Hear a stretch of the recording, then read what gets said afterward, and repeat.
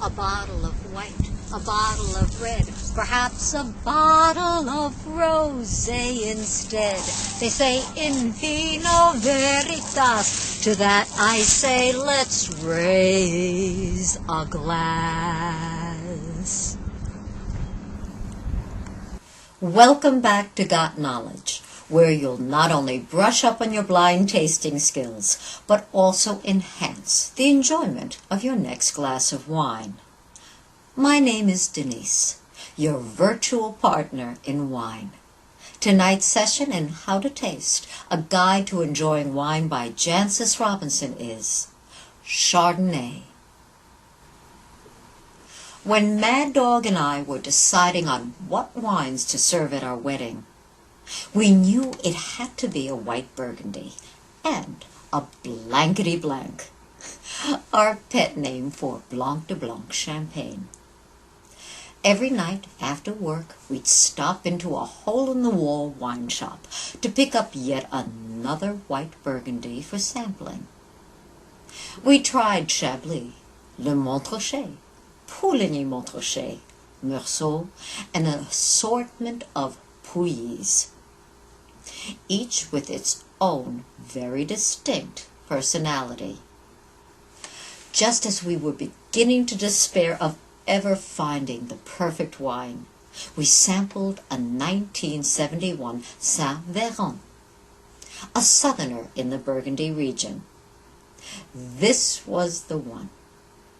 And as I look back, I may have been aware of doing a tasting tour of Burgundy's white treasures. What I wasn't aware of, however, was that they all had one thing in common. They all came from the same grape, Chardonnay. Actually, back then, people talked about Chablis or Chassagne rather than Chardonnay. Today, some 40 years later, Chardonnay has possibly become as much a household word as Coca-Cola. And why's that? What makes Chardonnay so popular? For one thing, the Chardonnay grape has a wide palate appeal.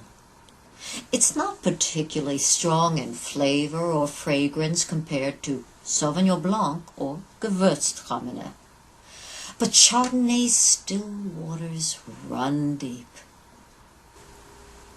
Chardonnay has a broadness of flavor, a meatiness that lends it weight and fullness, making its acidity less noticeable than in the lighter-bodied Sauvignon Blanc.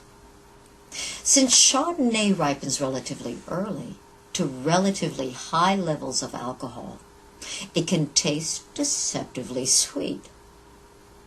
A seriously well-made wine will seem to have flavor that not only gains intensity in the mouth, it will also develop a finish that can be intriguingly long, seemingly more powerful than its initial bouquet.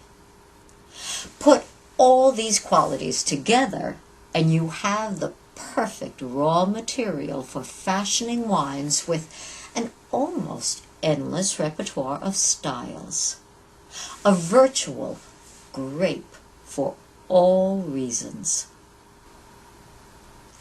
Although it's been enormously successful in California and Australia, as well as widely planted in South Africa and New Zealand, home to Chardonnay is Burgundy. And it's these white Burgundies that the world Chardonnay community uses as its role model. As you sample your way from the uppermost region of Burgundy to its southern tip, your palate will trip the light fantastic through a diversity of styles. In Chablis, Chardonnay is lean and green.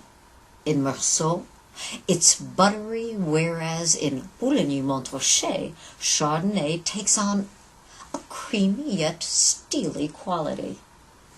As you continue your tasting journey south, you have Chassagne Montrachet, which can have a nuttier, more textured quality. Towards the southernmost part of Burgundy, where Burgundy meets Beaujolais, you have your Saint-Véran and Pouilly's. Although green and made for earlier drinking, they possess a plumpness with notes of apple or melon. As I've mentioned before, the name Chardonnay was virtually unknown 40 years ago. Its journey from obscurity to popularity has put it in tremendous demand, practically to the exclusion of other wines. This, however, has prompted a backlash where ABC wines are being requested. Anything but Chardonnay. However, this is unfair, because Chardonnay produces indisputably some of the greatest white wines in the world. What's more, champagne just wouldn't be champagne without it.